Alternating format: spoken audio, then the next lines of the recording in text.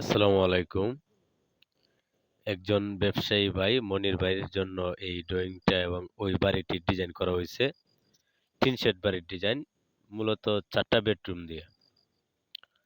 তো ওই বাড়িটির মধ্যে কতটুকু জায়গা নিলাম এবং কতটুকু জায়গা লাগবে আপনারা যারা করবেন।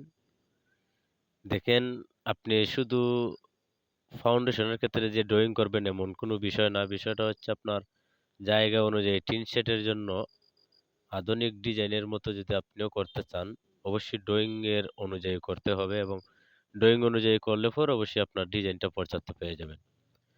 আপনারা ভিডিওর মধ্যে দেখে নিবেন যে ডিজাইনটা কিভাবে কোথায় কিভাবে করা হয়েছে এবং ফ্লোর প্ল্যান সহ যদি আপনি দেখেন এবং ওই বাড়িটি মূলত কমপ্লিট করতে আপনার বর্তমান সময়ে এই ডিজাইন অনুযায়ী কত টাকা বাজেট রাখতে হবে, ভিডিওটা ধৈর্য সহকারে দেখেন অবশ্যই আপনাদের একটা ধারণা হবে।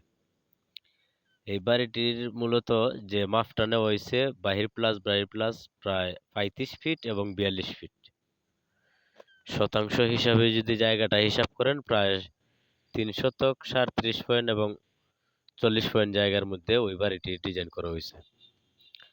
তো একজন ব্যবসায়ী ভাই ওই বাড়িটি পছন্দ হইছে এবং ওই বাড়িটি অনুযায়ী এবং ডিজাইন অনুযায়ী কিন্তু উনি বাড়িটি করবেন।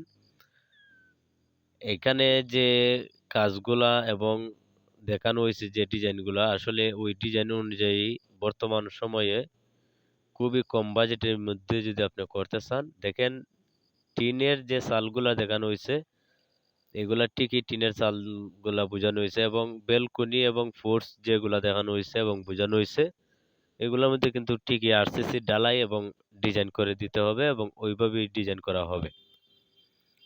তো মূলত ওই বাড়িটির মধ্যে ৪ টা বেডরুম, ৪ টা টয়লেট, একটি ডাইনিং স্পেস এবং ২ টি বারান্দা এবং ফোর্স সহ বাড়িটির মধ্যে আপনি সুযোগ সুবিধা পাবেন এবং ওইভাবে যদি আপনি বাড়িটা করেন, দেখেন ওইভাবে বাড়িটা করলে পর সমস্যা হবে না। যেমন আপনার বাড়িটি একতলার ডিজাইন এবং একতলা বাড়ির মতো দেখা যাবে যেমন টিন সেটের ক্ষেত্রে। তো ওই বাড়িটি যদি আপনি বর্তমান সময়ে যে কমপ্লিটলি আপনি টাইলস সহ করেন তাহলে অবশ্যই আপনার বর্তমান সময়ে এইখানে দেখেন ৪ টা বেডরুম, বেডরুমের সাইজগুলো রাখা হয়েছে আপনার ১১ ফিট ৮ ইঞ্চি এবং ১৩ ফিট ৪ ইঞ্চি করে এবং ডাইনিং স্পেস এবং কিচেন এবং ৩ টি টয়লেট। যেমন ২ টি অ্যাটাচ টয়লেট, একটি কমন টয়লেট এবং আপনি যদি একতলার সিস্টেমে করেন ওইখানে আপনি সিঁড়ি রুমও পেয়ে যাবেন। আর যদি একতলা সিস্টেম না করেন তাহলে ওইখানে আপনি রাস্তা পেয়ে যাবেন। এখানে আপনারা পোর্চ সহ রাস্তাটা পেয়ে যাবেন। যেমন আপনি চাইলে করতে পারবেন, না চাইলে নাও করতে পারবেন। কোনো সমস্যা নাই।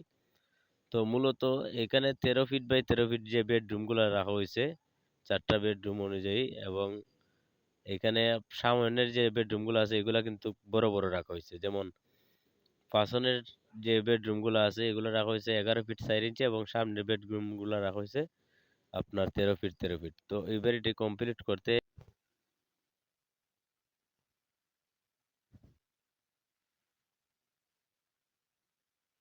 It's 9:59 p.m.